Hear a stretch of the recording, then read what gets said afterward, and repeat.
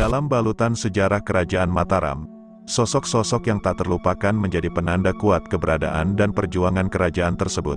Di antara para abdi setia dan tokoh hebat, tersembul satu nama yang menonjol, Raden Ayu Utari Sandi Jaya Ningsih atau lebih dikenal sebagai Nyi Mas Utari.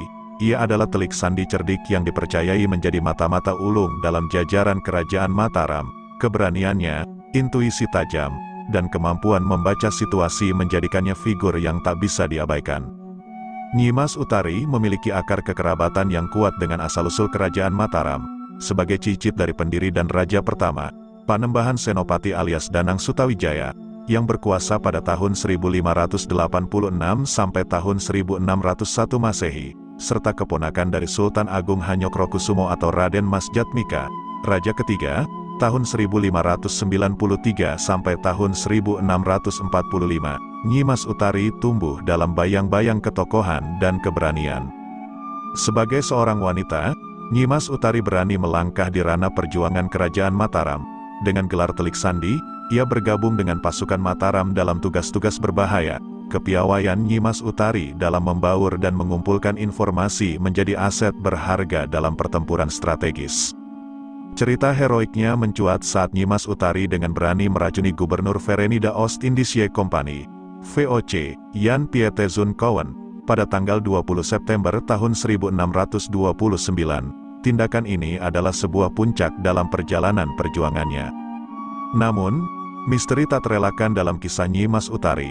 Kisah perjalanan dan perjuangannya tercatat dalam sebuah catatan kecil milik prajurit telik sandi Mataram.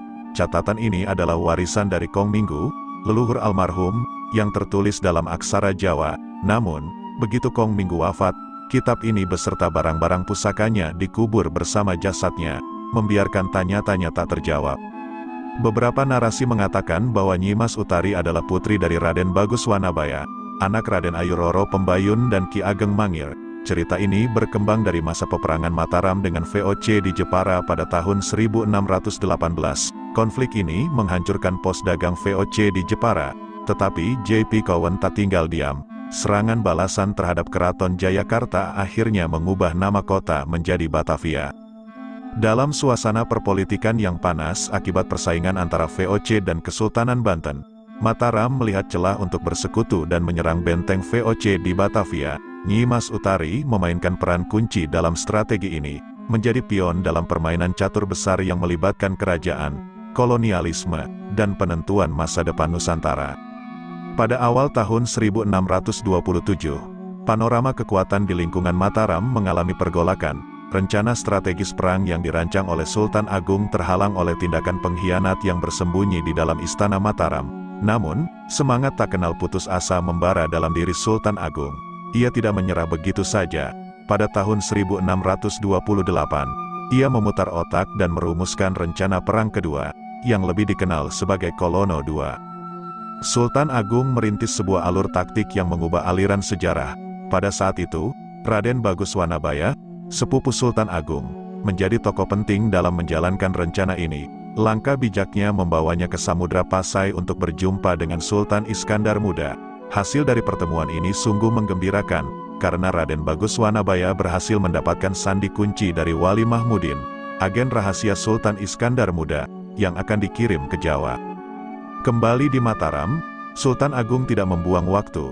Dia memerintahkan Arya Wirasaba untuk memimpin pasukan dalam serangan terhadap benteng VOC. Namun, misi ini tidaklah hanya milik satu pihak. Pasukan Arya Wirasaba menggandeng kekuatan dari beberapa daerah di Jawa Tengah dan Priangan. Namun, ini belumlah akhirnya. Langkah selanjutnya adalah merencanakan pembunuhan terhadap Gubernur VOC, J.P. Koen, dan keluarganya. Inilah titik puncak dari rangkaian serangan ke benteng VOC di Batavia.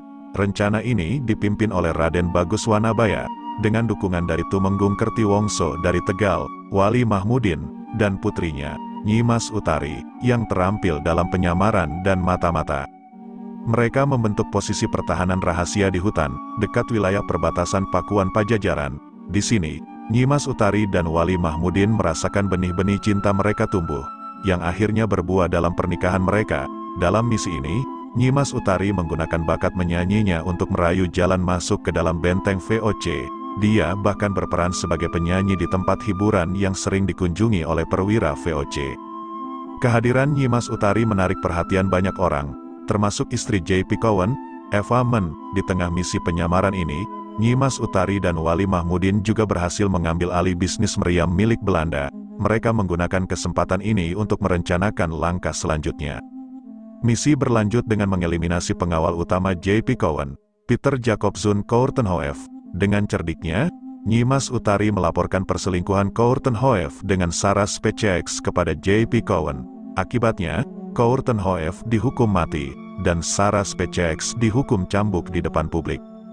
Tidak berhenti di situ, Nyimas Utari melanjutkan rencananya untuk membunuh Eva Men yang sedang hamil. Melalui racun yang dijatuhkan ke dalam makanan Eva Men dan anak-anaknya, Nyimas Utari berhasil mengakhiri nyawa mereka. Kematian ini memicu depresi berat pada JP Cowen.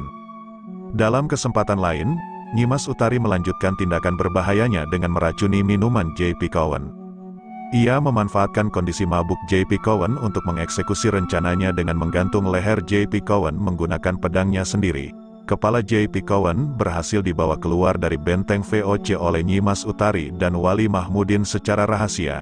Namun upaya mereka untuk meninggalkan benteng tidak berjalan mulus. Tembakan meriam dari pasukan VOC menghambat mereka. Dan meskipun Wali Mahmudin berhasil selamat, Nyimas Utari tewas akibat tembakan meriam. Bagaimanapun, kepala JP Cowen berhasil diawetkan dan dikuburkan di dekat makam para raja-raja Imogiri atas perintah Sultan Agung. Namun, misteri seputar kematian JP Cowen masih mengundang perdebatan di kalangan sejarawan. Meskipun ada yang berpendapat bahwa kematian JP Cowen disebabkan oleh penyakit kolera, belum ada bukti yang pasti mengenai kebenaran ini.